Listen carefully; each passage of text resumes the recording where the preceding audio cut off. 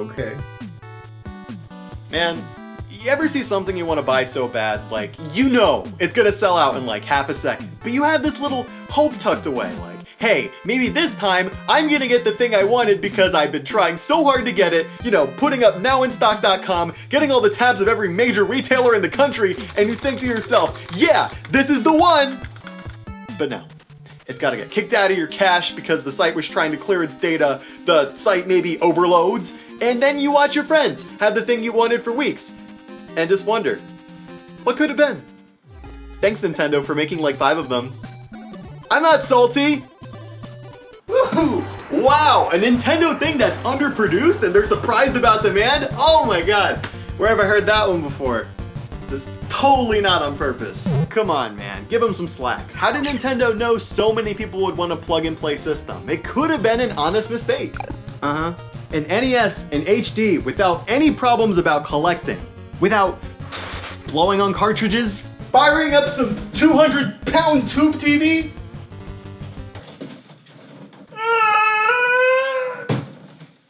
Yeah, but you know, there's emulation. A lot of people do that these days, despite being illegal.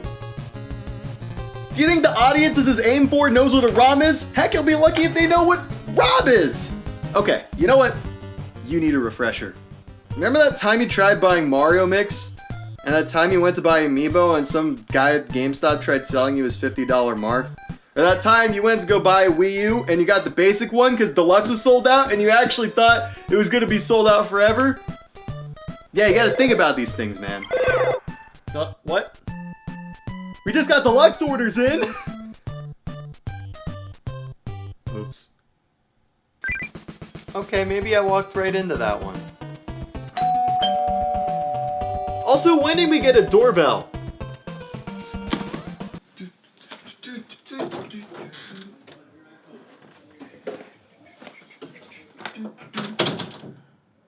Oh my god! Oh my god, it's been 3,000 years! Wow, is he really doing this right now? No, I have to hold it together. Let's play this darn thing already. Man, oh man, this is great! I finally get to use my new TV! Alright, let's go play this thing!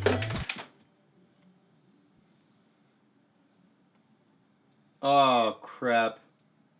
The NES Classic is a plug-and-play system that lets you relive the best of the 80s, in a much smaller form.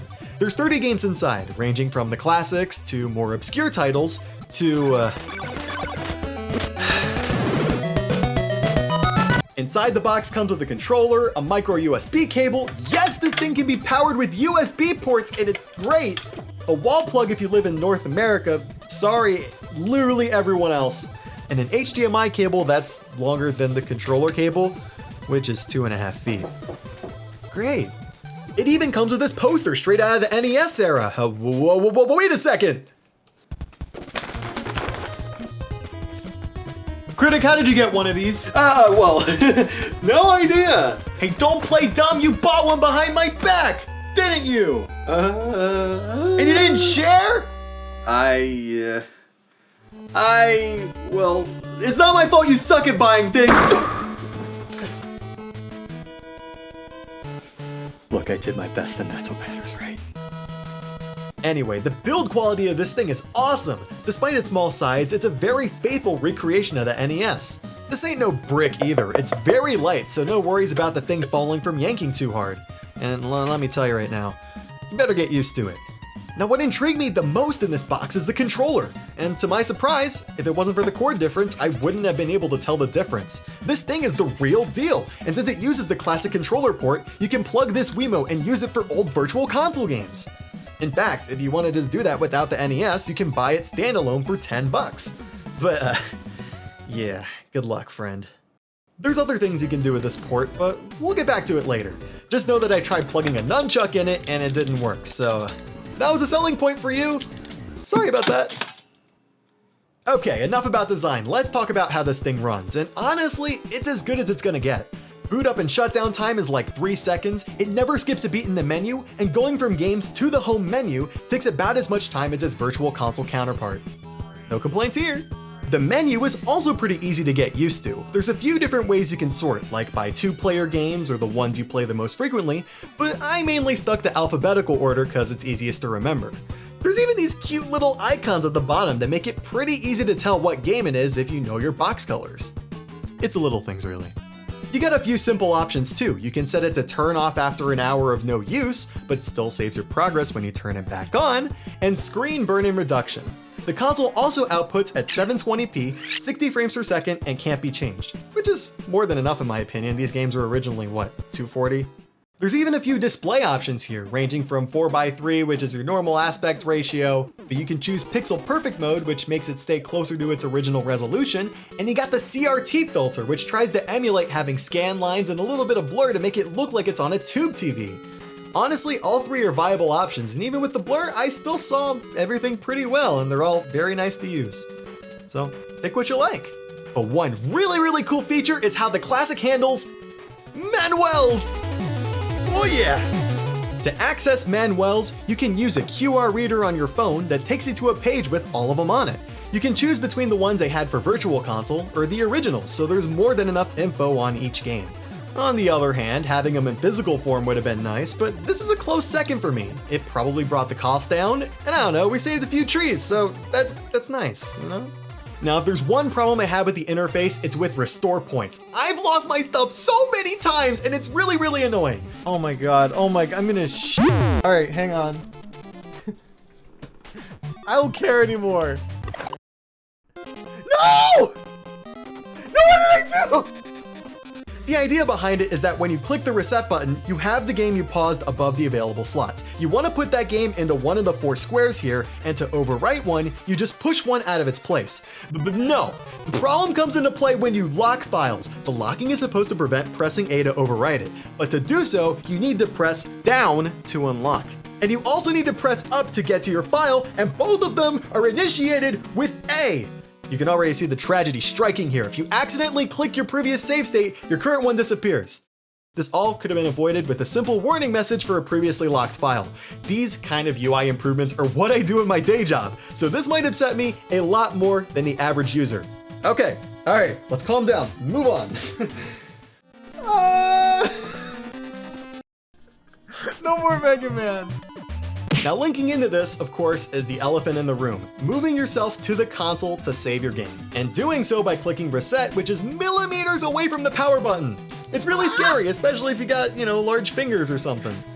But hey, I guess they wanted to keep it authentic or whatever, so just be careful. This problem can also be avoided by using a Wii Classic controller.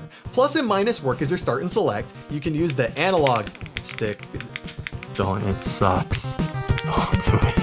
And most importantly, the home menu takes you back to the menu, just like the reset button. So if you got one laying around, plug that thing in. Just be prepared to use it as player 2 when playing 2-player. Unless you have this special screwdriver, the little plastic thing sticks in front of the port. But really, that's nitpicking, it's no big deal.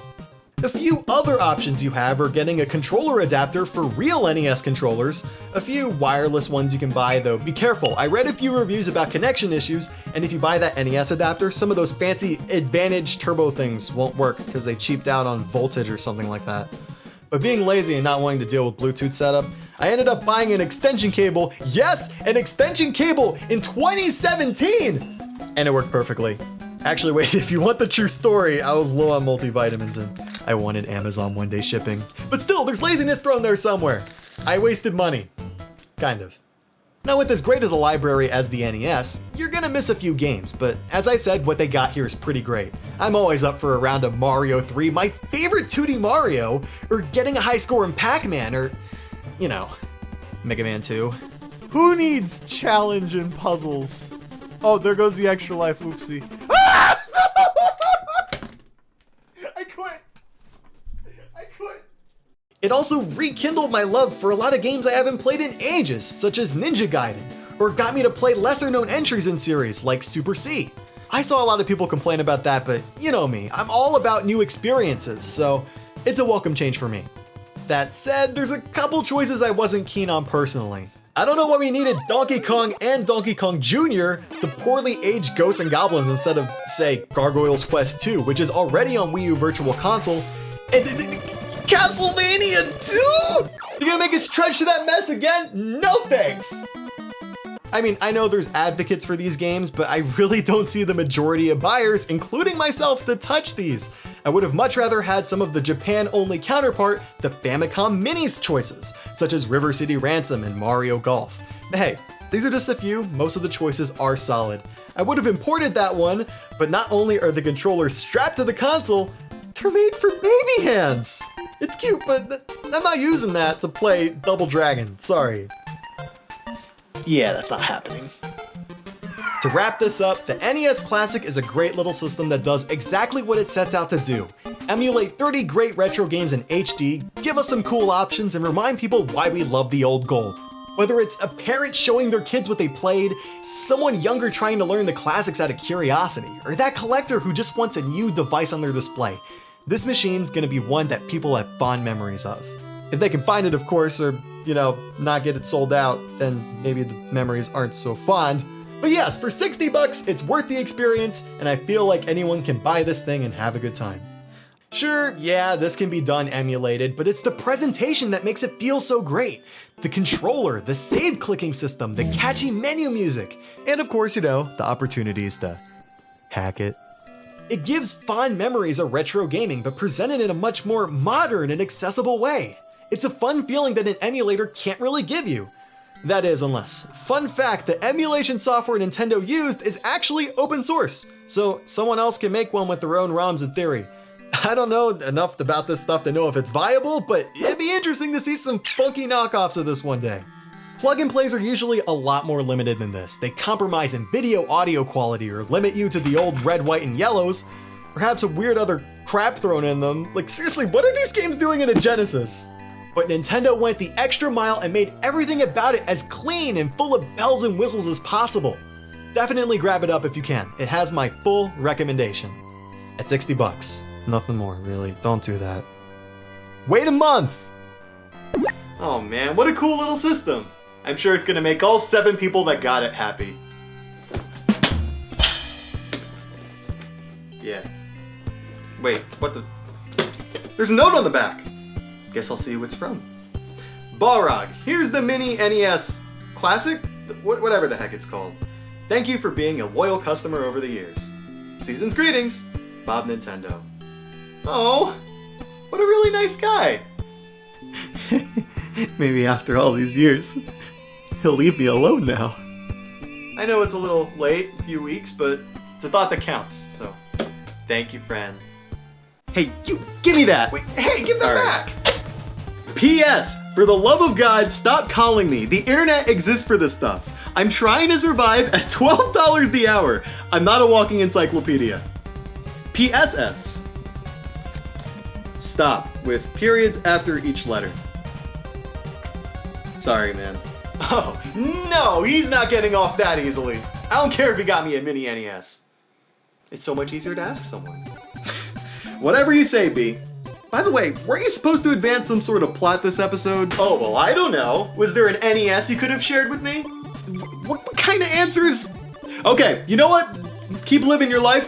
Whatever. Have fun. Hey there, Bob. By any chance, do you have any Nintendo Switches in stock?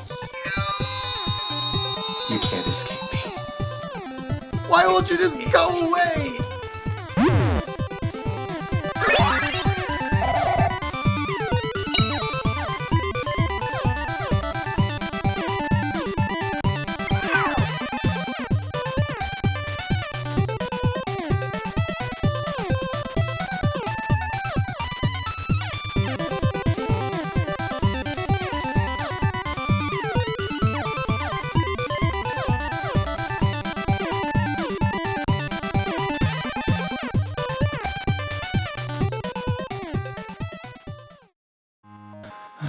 Can't believe I have to put up with that guy all the time. He's something else.